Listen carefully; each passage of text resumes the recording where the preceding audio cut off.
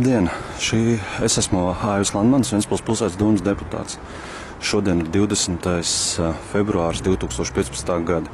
Šodien mums notiks Ventspils pilsētas domes sēde, uz kuras arī ceru iemūžināt un parādīt jums. Balsot par šīs dienas kārtības papildināšanu ar jautājumu par Ventspils pilsētas domes priekšsēdētāju Aivaru Lembergu atbrīvošanu no Ventspils pilsētas domes priekšsēdētāja amata. Lūdzu, mans piedāvājums. Iekļaujiet dienas kārtībā. Kur ir tas piedāvājums? Es jums nodefinēju. Jūs domājat, ka jūs te bļausīsties, ka jūs te kādu pārliecināsiet? Nē. Esat pieklājīgs vai ne? Latviešiem vispār tāda kulturāla tauta nav tik ekspresīva. Tas ir kaut kāds jocīgs tāds. Jebkurš var nākt un skatīties. Man neapmierina jūs. Kamēr netiks izslēgt. Man nomainīt sēdēšanas vietu? Mainiet sēdēšanas vietu. Varbūt jūs varat novākt kameru? Nē, kamēr netiks novākt. Man nepatīk, ka man filma darba vieta.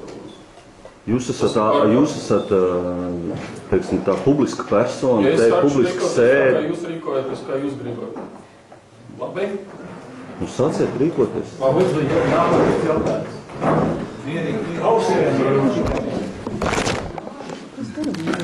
Es tā rīkošos, kā tu vēlēsi.